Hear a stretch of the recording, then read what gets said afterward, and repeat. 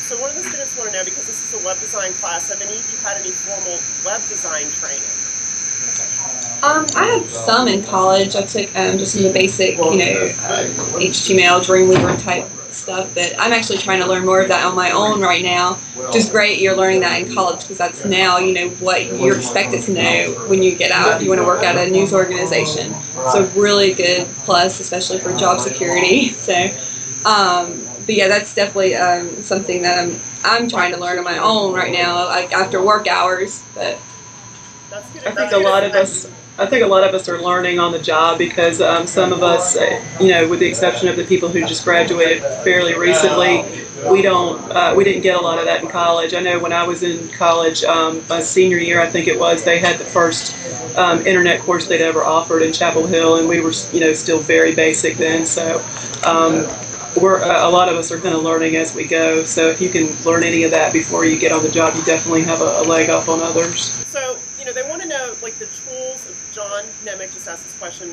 They want to know the tools that you use. Do you actually use HTML or Dreamweaver on your job? Are there people in the organization that do that?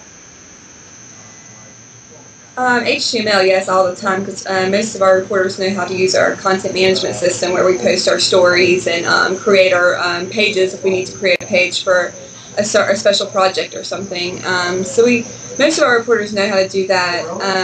We have a web developer who does more of our like PHP and JavaScript or CSS sheets. I don't really know all that, but he does. And for blogs. For blogs, yeah, everyone uses it for blogs. Yeah, we have a separate system for we use awareness for our blogging, and so you have to know a little bit of HTML to like put pictures in and make them look nice, things like that. But it's not extreme HTML. It's just enough for us to make things work. Most of the content management system we use, Publicus from Saxatech, and they pretty much make it simple for newspapers. All the New York Times Regional Media Group newspapers are a member of that group, and they all use Saxatech. And we all use the same basic platform for our websites called I-15. I think we're going to start using WordPress some for our blogs, which I'm really excited about because I find WordPress really useful and really easy. I can't wait for that. That makes things so much easier, and things to able to integrate things like podcasts. Right now, it's actually difficult to integrate podcasts into awareness for your blog. So we're looking forward to that. That's good to know, because even though you're using a content management system, having knowledge of HTML and some of how it works, the processes of using it, is still really valuable and important. It's not just magic or easy necessarily. And we looked at a lot of multimedia packages last week, and to do something special like that, you do have to break out of your content management system from time to time. Mm-hmm. Yeah, I've pasted code into our content management system several times when it would end up being like just messing up the site. Something would totally go wrong, and someone would have to go in and fix the code itself and use HTML for that. We also do some Flash. Nicole Hughes in our multimedia department uses she creates some Flash applications. But part of the problem that is searchability. You can't do too much Flash stuff because you're not going to be able to find it on Google. Although I think the latest versions are now pretty much searchable.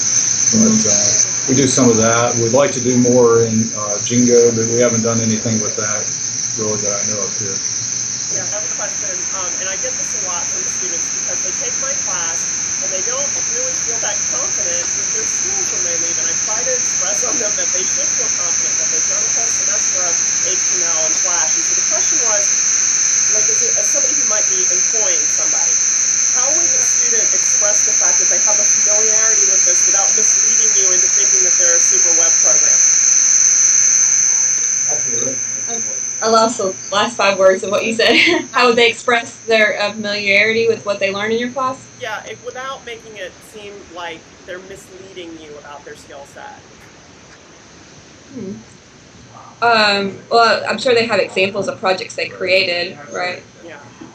Yeah. That's always good.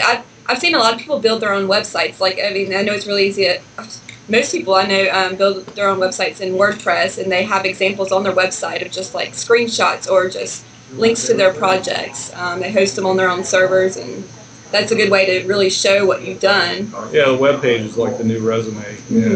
Show me. Yeah, I want to see what you do. Don't tell me about it. So if you can do it, you can. Saying this because so we were just talking about this with their final project. I was like, don't just do something to get a grade in this class. This is your portfolio. Yeah, this is definitely. what you show employers. So. It's like when we have reporters or editors come, and they're applying for jobs. It's interesting talking with them. They can tell me all about it, but I want to see those stories. That's where I learn about what you can do. And so that's the same way with web stuff. You got to be able to show me. Right. Okay. Great. Thank you for that. So everybody is trying to predict what the future of news is going to be. Do you guys have any ideas, any thoughts? Crystal ball, look at it, and tell us what the future is going to look like. We are the future. We can talk about that all day. We've been the last 2.5 years. That's all not all we've done here, but we started focusing. We saw things coming down the road, and we knew it was going to get bad. And we could see the decline in circulation. We could also see the steady growth of our web product, and we decided we want to capitalize on that growth and not too much worry about what was declining.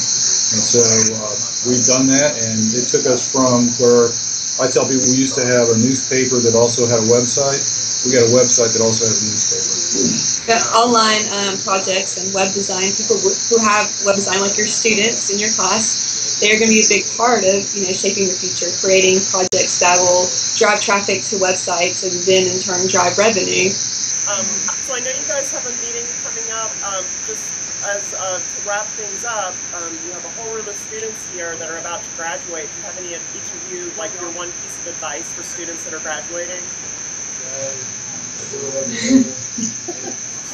I think think of what we're doing. We're working in a newspaper, but we're training almost every day, every week to learn something new.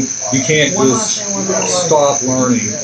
Just think of this is going to be a lifelong process now because the media is changing as we speak, and you have to stay on top of stuff so that you increase your value at all times. And knowledge is going to be your value, and if you can, accept that and accept that as a challenge, then you're going to do okay. And, don't get burnt out. I know as a young journalist, people I graduated with 2 years ago, some of them went into journalism are now getting out because they're getting burnt out. They don't really understand that they need to think about how the industry is changing and use their skills for that. But with the things you guys are learning in Cindy's class, web design is one of the best skills right now to have in journalism. So keep thinking about what you can do to be innovative in journalism, and be optimistic because it's really exciting. Journalism is challenging, but it's really exciting being part of that change. I would say to kind of learn to take all the gloom and doom talk with a grain of salt because, you're going to get a lot of that, especially now. But I was telling Cindy the other day that that's been around since I was in college and even before. Like, older veteran journalists sometimes are very down on the profession, and they're like, oh, why are you doing this? And you just kind of have to realize that if it's something that you love, there's going to be some form of journalism around. So, if you love it, then just stick with it and try not to let all that get you down.